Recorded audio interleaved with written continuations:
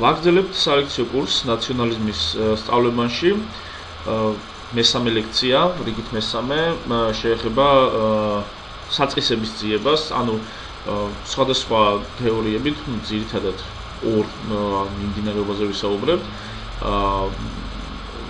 რომლებიც სხვადასხვანაირად ხსნიან ნაციონალიზმის წარმოშობას და ასევე ნაციონალიზმიდან გამომდინარე ერების წარმოშობას და სახელმწიფოების განვითარებას. ჩვენ ამაზე უკვე ასე თუ ისე ვისაუბრეთ და კონკრეტულ ავტორებზეც გელნერი, ანდერსონი და სმიტი და დღევანდელ ლექციებში უფრო დეტალურად ვისაუბრებთ ამ სამ ავტორზე, ვინაიდან ეს სამი ავტორი იმიტომ იყო ამორჩეული, რომ სწორედ ისინი ითვლებიან დღეს ნაციონალიზმის თეორიების თანამედროვე ყველაზე მნიშვნელოვან მოაზროვნეებად. მაშასე ნაციონალიზმის საწყისები, რამოდენიმე კითხვა, რომლიდან შეიძლება დავიწყოთ ჩვენი ლექცია და ზოგადად ძიება და კვლევა ამ მიმართულებით. როგორ უნდა ვიკვლიოთ ნაციონალიზმის საწყისები? არსებობს თუ არა რაიმე კონკრეტული დრო და ადგილი, როდესაც და სადაც ნაციონალიზმი დაიწყო? შეგვიძლია თუ არა რომ ნაციონალიზმი ფუნდამენტურად მოდერნისტულ ფენომენად მივიჩნიოთ? როგორ უნდა გამოვიყენოთ ისტორიული განვითარებისა და პერიოდიზაციის კონცეფციები ნაციონალიზმის საწყისების საკვლევად და არის თუ არა ნაციონალიზმი წმინდა ევროპული წარმოშობის. ეს ბოლო კითხვა ევროპულ წარმოშობას, რომელიც ეხება საკმაოდ აქტუალურია და ბოლო დროს გაუნჩნდა ბევრი დიდი კრიტიციზმი ევროპა ცენტრისტულ მიდგომებს. მანამდე, პრინციპში მოდერნისტების უმრავლესობა ალბათ უფრო ევროპაცენტრისტულ თეორიებს აგებს და ამბობს, რომ ნაციონალიზმი და თანამედროვე ეროვნული სახელმწიფოები ევროპული წიაღის გამოგონებაა და შემდეგ აქედან განივრცო მსოფლიოს სხვადასხვა რეგიონებში, ქვეყნებში და დიდ გეოგრაფიულ ტერიტორიებზე. საწყისების სამი ურთიერთდაკავშირებული ძიება, ერთი არის დროებითი გეოგრაფიული და სოციოლოგიური.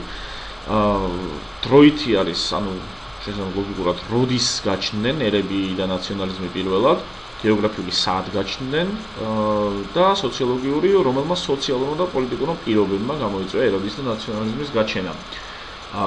რა თქმა უნდა, ეს სამივე მიმართულება ამ კითხვების არის ურთიერთდაკავშირებული და ანუ ერთს რო იკლო ორი დანარჩენიც იქვეა, ესე ცალ-ცალკე არ გამოდის ამ მიმართულებების არჩევა. რამოდენიმე ავტორი, თანამედროვეები, ვინც ამით არიან დაკავებული, ჰოლი, რაკულიჩი, ჰერმი, ბრული, ჩვენც უფრო კონკრეტულად გავეცნობით მათ ანალიზს ამ კითხვებზე. და დავიწყოთ, ესე იგი, როგორც ლექციის დასაწყისში ვთქვი, ჩვენ გვექნება ამ ლექციაში ორ ძირითად მიმდინარეობაზე საუბარი, მოდერნიზმი და ეთნოსიმბოლიზმი. თუმცა ამის გარდა არის პრიმორდიალიზმი, რაზეც ჩვენ ლექციებზე ასე თუ ისე ვისაუბრეთ, გაკვირით. პრიმორდიალიზმი არის შედარებით მოძველებული გაგება,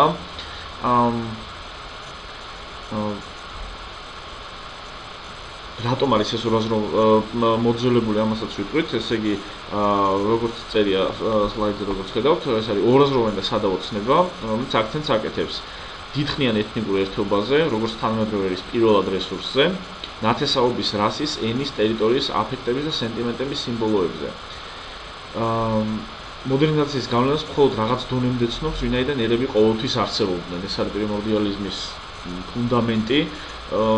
პრიმორდიალიზმი რატომ არის მოძველებული, ახლა ამ საკითხზე ვისაუბროთ, იმიტომ რომ პრიმორდიალიზმის გაგებით ერები არსებობენ ოდითგანვე, ისტორიაზე ძველები არიან ისინი და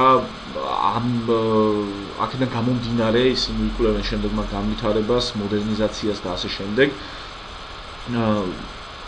ანუ ამ მიდგომას თანამედროვე აზროვნებაში უკვე რაღაც ესე ნაივური შეარქვეს, რომელიც უფრო შესულია აი ნაციონალისტურ პათოსში და აქედან გამომდინარე ცდილობს რაღაც აკადემიური მოდელი ჩამოაყალიბოს, რაც შეუძლებელია, პირდაპირ ამბობენ, მაგალითად ჰობსბაუმი, რომელიც ამბობს, რომ შეუძლებელია რაღაც გწამდეს რაღაცის, რასაც იკვლევ აკადემიურად, იმიტომ რომ პრიმორდიალისტებს ასე სწამთ, ასე ვთქვათ, ამ ერების და ნაციონალიზმის სიძველისა და ანტიკურობისა და ამავე დროს ცდილობენ აკადემიურად იკვლევინეს, რაც რა თქმა უნდა ეჭვებს ბადებს.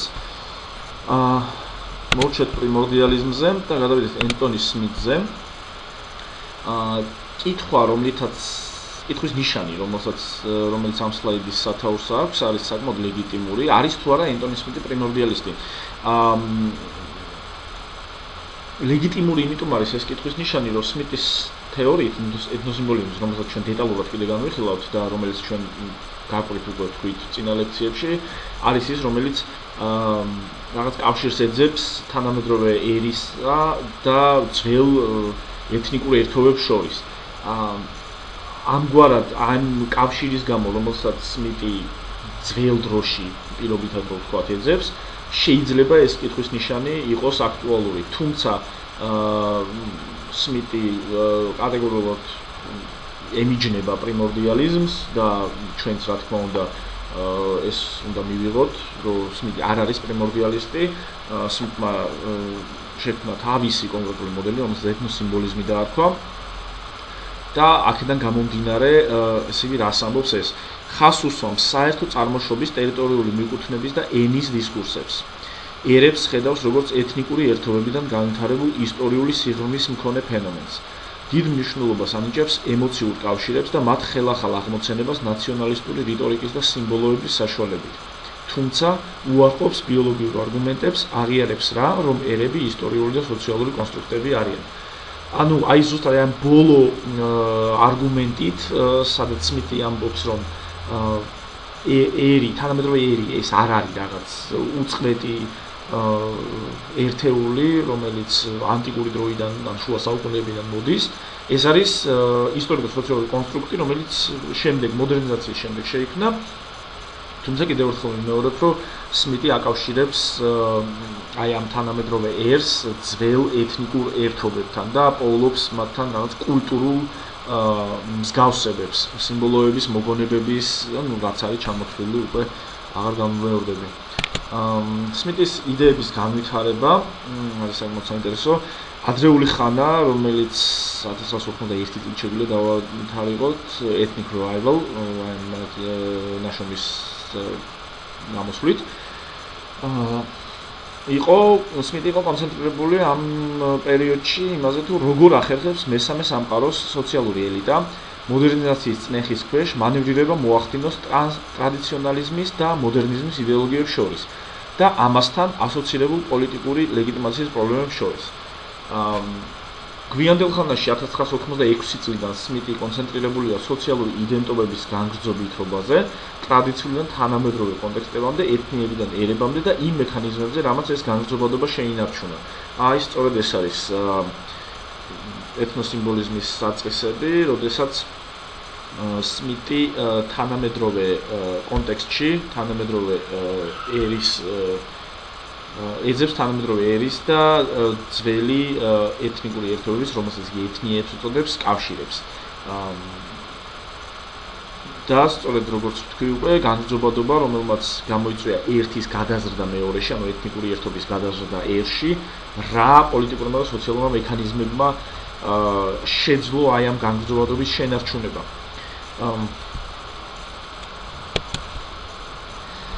აი აქ უფრო ნათლად რო დავინახოთ, რა იგულისხმება ეთნიებში და ერებში, აი ამ ისრის მიხედვით, ესე იგი ერთი ეთნიიდან გამომდინარეო შემდეგ ერი. აი რო დავახასიათოთ ეთნიე, ეს არის მოსახლეობის სახელდებული ერთეული, წინაპართა საერთო მითებით და ისტორიული მოგონებებით. კავშირი ისტორიულ ტერიტორიასთან და სოლიდარობის გარკვეული ხარისხი ელიტების დონეზე მაინც.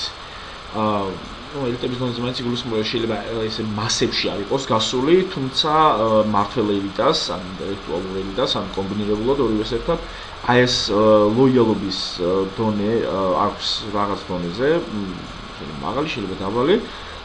და არის რაღაც ცდები, რომ აი ეს გადაიტანონ მასებში. აქედან გამომდინარე ერი შემდეგ როგორც ჩამოყალიბდა და ეს არის მოსახლეობის სახელმწიფო ერთეულის საერთო ისტორიული ტერიტორიით, საერთო მითებით და ისტორიული მოგონებებით, მასობრივი საჯარო კულტურით, საერთო ეკონომიკითა და საერთო ლეგალური უფლებებით და მოვალეობებით ყოველი წევრისათვის. ანუ აი აქ შემოდის ზუსტად საერთო საჯარო კულტურა, რაც საჯარო განათლებით და ასე შემდეგ, საჯარო განათლებით ძირითადად მოიპოვება. საერთო ეკონომიკა და ლეგალური, ადმინისტრაციული, ასე ვთქვათ, ოფიციალური უფლება-მოვალეობები ერის თითოეული წევრის მიმართ. მეორე ნაწილში გავაგრძელებთ სმიტის შესახებ საუბარს.